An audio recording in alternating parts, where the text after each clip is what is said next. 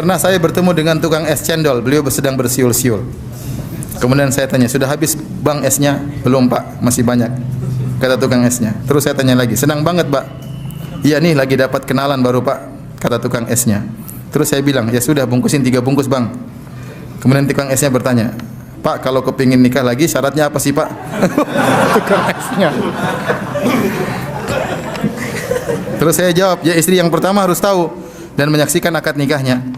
Kemudian tukang esnya berkata, oh gitu pak ya, kecil.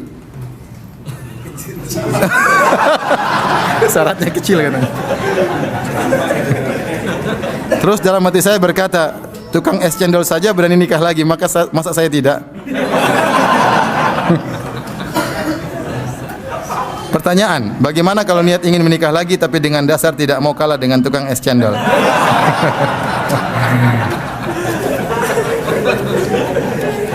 Ingat kalau mau nikah lagi, intinya harus apa? Harus punya ilmu, punya kemampuan ya. Punya ilmu dan punya kemampuan. Karena sebenarnya masalah poligami itu bukan perkara yang sederhana, perkara yang sangat sulit dan sangat berat. Ya. Bagaimana bisa mengatur 2 istri, 3 istri itu tidak mudah ya. Oleh karena seorang tatkala ingin berpoligami ya pertama harus punya modal ya. Bukan cuma modal nekat. Modal bersaing dengan tukang es. Harus punya modal, yang kedua harus punya ilmu ya. Belajar fikih nikah ya. Belajar fikih cerai ya. Hati-hati lagi emosi karena banyak poligami ujung-ujungnya perceraian. Ini sangat menyedihkan. Sehingga membuat para wanita semakin takut untuk dipoligami karena banyak ujungnya adalah apa? Perceraian. Maka seorang belajar dengan baik. Jangan belum belajar fikih nikah langsung fikih poligami. Terlalu jauh. Fikih nikah dulu, fikih cerai, fikih macam-macam. Bagaimana muasyaratul ahl, bagaimana bergaul dengan istri, berbuat baik. Setelah itu baru belajar fikih poligami. Kalau sudah terpenuhi pada dirinya kemampuan ekonomi, oke. Kemudian dia punya leadership juga, kepemimpinan juga, oke. Kemudian punya ilmu, oke, silakan poligami.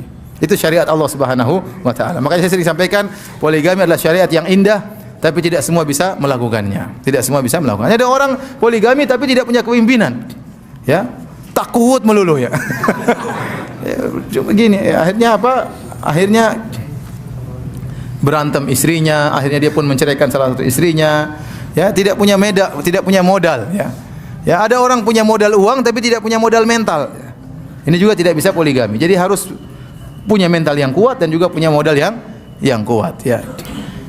Dan punya ilmu. Kalau sudah terkumpulkan kepadanya 3 perkara ini, ya, punya harta ada, kemudian punya leadership, kepemimpinan juga ada, kemudian punya ilmu, maka silakan poligami. Silakan poligami. Nah, Ustaz kapan poligami? Wallahu alam. Itu urusan saya, enggak usah urusan nanti.